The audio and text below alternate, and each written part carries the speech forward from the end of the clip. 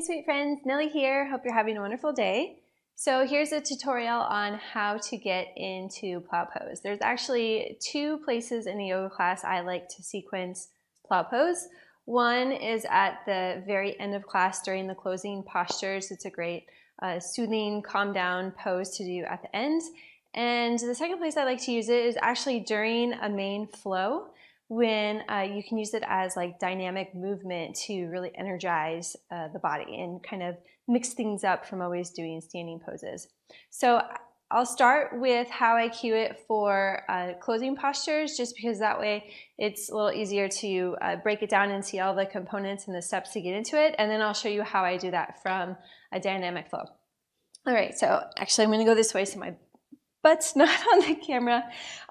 When you have students get into the pose, the first thing to do is just have them come to the ground. Now, I say to students, if you are not familiar with shoulder stand, take a peek around the room to see what it looks like before you get in. That way, they're not getting into shoulder stand and compromising their neck, because that's the last thing you want to do. I remember the first time I went to an Ashtanga class, I was living in the Bahamas, and the teacher had said when we got into that pose, don't turn your neck.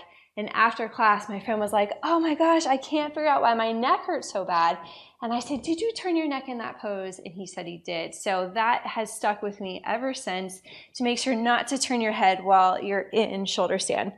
So you're here on your back. The first thing you can do is just tell students to lift their feet up to the sky, maybe draw some infinity signs or figure eights.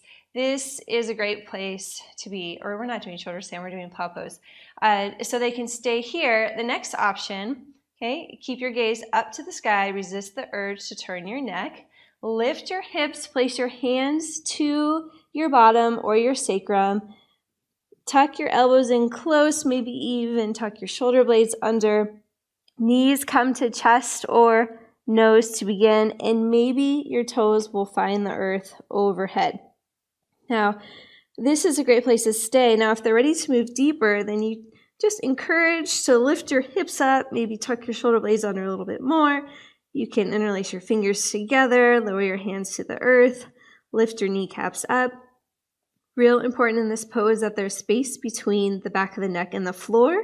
That just ensures you're propped on your shoulders rather than your neck, because just like in shoulder stand, it's called shoulder stand for a reason. It's not called neck stand. So here we are in the pose. Toes can stay tucked under, or toenails to the earth, or you can tuck toes under and press heels away. You'll get a deeper stretch when you do that. Now, if you're doing any type of adjustments, you can just come up behind your student and gently press on their sacrum. You lift up, press to lift up and back, and that'll help them to get deeper into the pose. Now to exit, hands come to outer thighs. Use your hands as support as you roll down, and just take a moment with your knees into your chest. So that is how I cue Plow Pose.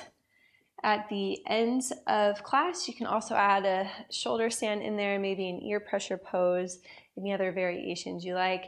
I usually don't do fish pose after Plow Pose. I know in the Ashtanga practice they do that.